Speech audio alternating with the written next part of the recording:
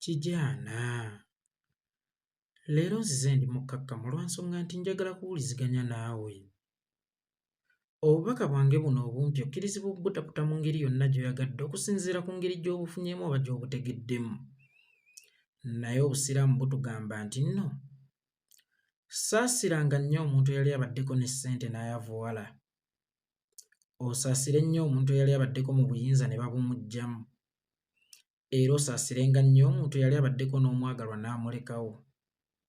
Nti abantu bano basatu babeera beetaaga obusaasizi obw'enjawulo. Kubanga ggwe tomanyi kye kitegeeza kubanga obadde olya nnyama kati ng'olya ntula. Tomanyi kye kitegeeza okuba nga yeggwe abadde aduumira kati nga yeggwe aduumirwa. Era tomanyi kye kitegeeza okuba nga obadde oyina akuyita swiiti kati ng'akuyita kisiraani kyokoola. Obusiraamu bwatukubiriza okusaasira abantu bano mu miteeko esatu. Era obusiraamu ne butukubiriza okwegenderezanga nnyo abantu bano. Nti abantu bano babeera ba bulabe nnyo. Abantu bano babeera ba ttabbu nnyo. Kubanga bye babeera bakola si bye baba babikola. Baba tebabikolera wansi wa kutegeera kwabwe. Baba babikolera wansi w'ebirowoozo ebingi. Nti omuntu abaddeko ne ssente ne zimuggwako abeera wa ttabbu nnyo n'okusinga bwe yasookera okuba omwavu kubanga yali tannaloza ku ssanyu lya bugagga. Omuntu yali abaddeko mu buyinza ne bumuvaako oba ne babumuggyamu abeera wa ttabbu nnyo n'okusinga bwe yali nga tannabufuna kubanga yali tannafuna ku ssanyu lya kuduumira oba ssanyu lya kulagira oba ssanyu lya kukulembera nga ye kamala byonna. Nti omuntu yali abaddeko n'omwagalwa n'amukyawa abeera wa ttabbu nnyo kubanga ebiseera biri nga tannafuna mwagalwa ono eyamukyaye. Yali tamanyi buwoomi bwa mukwano. Yali tamanyi kye kitegeeza okukuyita swiiti. Yali tamanyi kye kitegeeza okukuyita darlings. Kati yaloza ku ssanyu eryo ate limuvuddeko kitegeeza abeera wa bulabe nnyo. Obusiraamu bwatukubiriza okubeera abeegendereza ennyo eri abantu ab'ekikula ng'ekyo. Kubanga abantu ab'ekikula ng'ekyo ebintu bye bakola baba tebabikolera wansi wa kutegeera kwabwe. Baba babikolera under influence ey'embeera gye babeera bayitamu. Ate omuntu eyafunako ku ssente asobola okukola ekintu kyonna okuddamu okufuna ssente singa abeera yayavuwala. Omuntu eyafunako ku buyinza nga y'alina ssenga era ye muduumizi aba asobola okukola ekintu kyonna okulaba nga addamu okuduumira. Ekyokulabirako Dr. Apollo Milton Obote. Dr. Apollo Milton Obote okuva mu mwaka gwa 1966 ng'amaze okuwamba Ssekabaka Sir Edward Muteesa n'afuuka pulezidenti wa Uganda owookubiri. Yaloza ku ssanyu ly'obuyinza, yaloza ku buwoomi bw'obuyinza, yaloza ku kye bayita okuduumira n'okulagira, yaloza ku kye bayita okugamba nti kino kibeere era ne kiba. General Idi Amin Dada bwe yamukunkumula omukono mu kibya mu mwaka gwa 1971 January 25 n'addukira e Tanzania teyatebenkerayo mirembe. Yalwana nnyo asobole okukomawo era yakituukiriza. Kakati omuntu alozezza ku ssanyu ly'obuyinza aba muzibu nnyo ow'okuddayo mu kubeera an ordinary person kubanga ye yamanyiira kuduumira, yamanyiira kulagira. Era ne Ssekabaka Muteesa bwe yaddukira e Bungereza mu mwaka gwa 1966 yali ateekateeka byakudda naye ne bamwesooka kubanga yakula mulangira. Bw'akulanga mulangira n'afuukako pulezidenti. Bwe yali omulangira oba bwe yali kabaka yafuganga Buganda yokka. Kyokka bwe yafuuka pulezidenti yafuganga Uganda yonna. Kati bw'amala okuwaŋŋanguka n'addukira e Bungereza yali azzeeyo mu bwakkomona. N'atandika okukola emirimu gya bulijjo. N'asaba emirimu. Gavumenti ya Bungereza n'etuuka n'okumubuuza kiki wakenkuka n'abagamba natenkuka byakulwana. Era ndi mujaasi omutendeke ne mu magye ga Bungereza aga Queen's Rifle. Ne bamugamba nti nedda tugamba mirimu egya bulijjo n'alaba nga byakumukkakkanya. Era musajja wattu yali ateekateeka kuddamu kulumba kubanga ekigambo kye yalekera Abaganda nti essaawa yonna nkomawo era entuula ezaatuulanga mu ggwanga lya Bungereza mu budde obwo zaali zaakulaba butya bwe bakomyewo. Kakati omuntu eyaluza ku buyinza abeera wa ttabbu nnyo era asobola okukola ekintu kyonna okuddamu okufuna obuyinza bwe singa babeera babumuggyeemu. Njagala mwegendereze nnyo. Abasajja ababaddeko mu mukwano ne bakyayibwa oba abakyala ababaddeko mu mukwano ne bakyayibwa, oluvannyuma lw'omwagalo omukyawa n'asigala obweppeka obwa nnamunigina, atandika okukola ebintu byonna ebimusobozesa okuddamu okufiiringa nti bannange njagalwa. Si munne ggwako omuliro, olindeeko ngiteeke mu kiyanja. Akola ebintu byonna ebimusobozesa okufiiringa nti bannange njagalwa, era ky'ova olaba abasinga benda mu mbeera eyo aba anoonya mwagalwa, aba anoonya ssanyu lye. Ki kyentegeeza? Mwegendereze nnyo omuntu ayavuwadde, omuntu agudde, omuntu aggiddwa.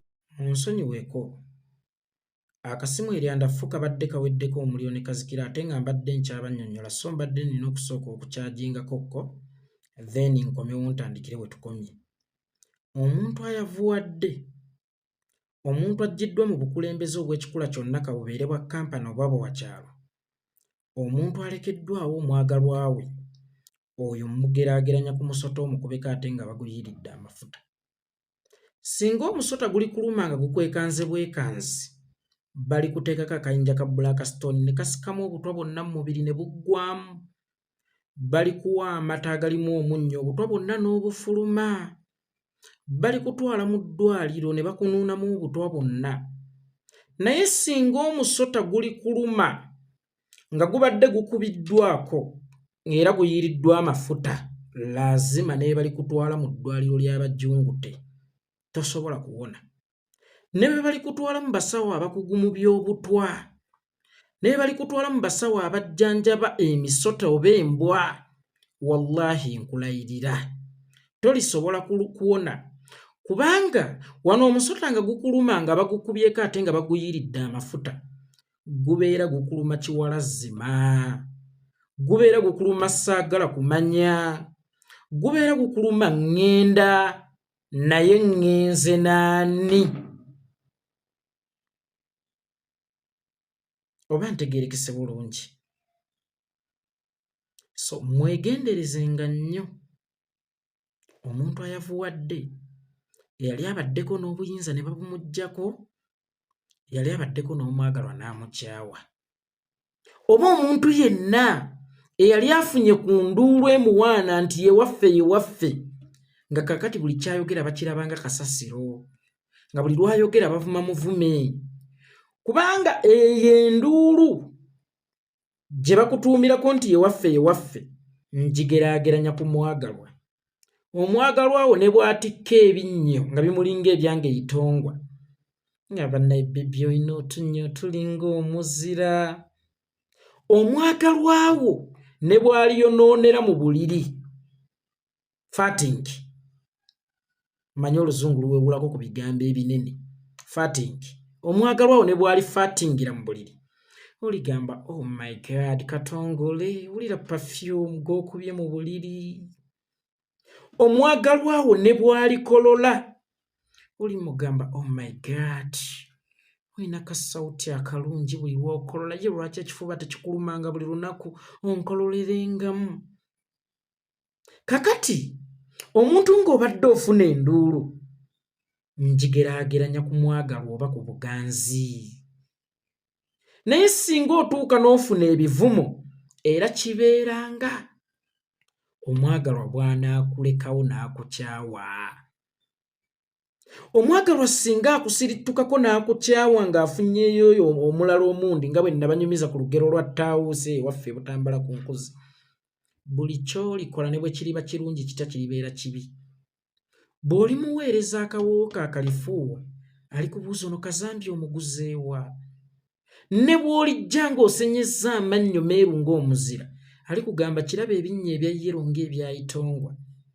Ne bw'olibeera ne lipusi ennungi ng'eza naaviyo, alikugamba nali ntunuddewo okulaba bino ebimu ebinedi. saasobola kulaba bino ebimu ebinene nali ntunuddewa bannange okuganza. So there is time nga buli kyokola osiimibwa, ate there is time nga ne bw'olikola ekirungi kitya olivumwa.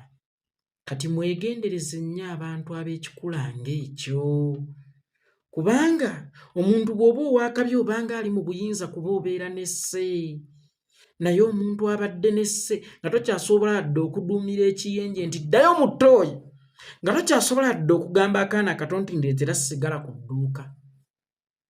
Omuntu abadde ne ssente nga ky'oyagala ky'ogula, nga bw'oyagala emmotoka ogitumya, bw'oyagala okugendako e Bulaaya ku trip oba ku holiday ogenda, naye kati nga ne bw'oyagala okulya akatogo ka nnusu lukumi tokyasobola kukasobola.